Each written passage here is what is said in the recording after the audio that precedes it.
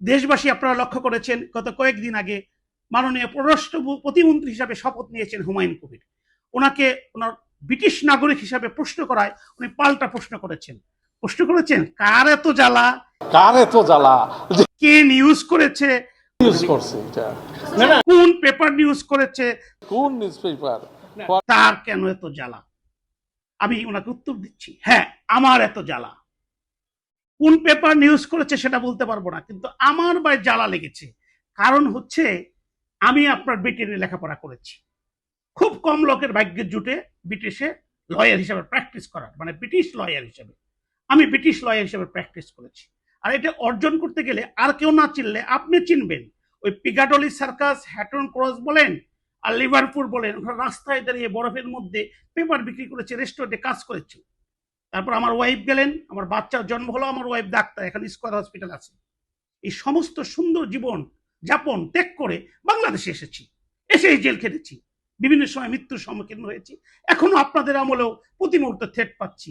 এই জন্য এত জ্বালা হচ্ছে যে এই দেশের একটা সাধারণ মানুষ সবে মাত্র বিয়ে করেছে, একটা ইয়াং ছেলে 20 থেকে 22 বছর বয়স, ওই সৌদি আরব বলেন, ওই মালয়েশিয়া বলেন, ওই দুবাই বলেন, সেখানে আপনিও অন্তর্মুখে লক্ষ্য করেছেন যখন আপনার টয়লেটে যান তখন বাংলা শব্দগুলো শুনেন, ওই শব্দগুলো আমার ওই দেশের প্রিয় ভাইয়েরা বলেন। তাদের যৌবন ত্যাগ করে রিমিটেন্স নিয়ে এসে এই রিমিটেন্স গুলো বাংলাদেশে দেন, সেই রিমিটেন্স দিয়ে বাংলাদেশে চলে। আর আপনারা মন্ত্রী হন এবং সুন্দর বিদেশ ভ্রমণ করেন, বিভিন্ন লাইফস্টাইল করেন। শুধু তাই নয়, কেন জ্বালা হচ্ছে আপনাকে বলি। এই যে ফরেন রিমিটেন্স আসে, আমাদের যে গার্মেন্টসের শ্রমিকরা দিন রাত 24 ঘন্টা আমার বোনেরা কাজ করেন, মায়েরা কাজ করেন, একটু দয়া করে তাকান তো তাদের দিকে। কয়জনের পুষ্টি আছে, পুষ্টিহীনতার সাপ সকলের বুকের মধ্যে লেগে আছে। তাদের সন্তানদের কথা রাইবা বললাম, তারা ওই কোন রকম সরকারি স্কুলে পড়ে, কিন্তু আমরা ইংলিশ মিডিয়ামে পড়ি, বিদেশ যাই। আর এদেশের আমলা, অনেক আমলার কথা বলছি, সবার কথা বলছি না, এবার ডিফেন্স অফিসার, আর্মি, নেভি বলেন, এয়ারফোর্স বলেন, মেজর জেনারেল থেকে আরম্ভ করে বিভিন্ন অফিসাররা রিটায়ারমেন্টে যারা শপথ নেন দেশ মাতৃকা সেবা করবেন, রক্ষা করবেন, তারা রিটায়ারমেন্টে অনেকে যে বিদেশে বাড়ি জমান, তাদের স্ত্রী সন্তানকে রাখেন। এখানকার অনেক বড় বড় ব্যবসায়ীরা, এখানে আমাদের অনেক আইনজীবীরাও বিদেশে যে পাড়ি জমান তাদের সন্তানদের ওখানে রাখেন। আর ওই যে শ্রমিকের কথা বললাম, তারা ই করেন। আমাদের অনেকে চিকিৎসা হলেই একটু সর্দি লাগলে সিঙ্গাপুর, ব্রিটেনে চলে যান। আর আমি আপনাকে চ্যালেঞ্জ করে বলছি, আপনি জানতো বাংলাদেশে কোন সাধারণ মানুষ আইসিইউ, এনআইসিইউ, পিআইসিইউ এখানে কোনো সিট কোনোদিন আজ পর্যন্ত পেয়েছে কিনা? একটা উদাহরণ দেখান যে একটা গরিব কৃষক সাধারণ শ্রমিক পেয়েছে, একটা বিদেশে রেমিটেন্স যুদ্ধ করে এই দেশকে টিকিয়ে রাখছে, তারা একটা চিকিৎসা পেয়েছে। তাহলে কেন আমার জ্বালা লাগবে না? এই দেশ আমার, এই দেশে আমি কষ্ট করি, এই দেশে কষ্ট করে ওই সাধারণ মানুষের সাথে রাস্তায় হাঁটি, তাদের শরীরের সাথে শরীর বাড়ি খায়, তাদের গাবের গন্ধ শুনি, এই দেশের ধুলিকণা সময় আমি নিজেকে মনে করি সে খাঁটি স্বর্ণ। কারণ দেশকে ভালোবাসতে গেলে আমার দেশের প্রতি অকৃত্রিম শ্রদ্ধা, ভালোবাসা, ওবিডিয়েন্সি লাগবে।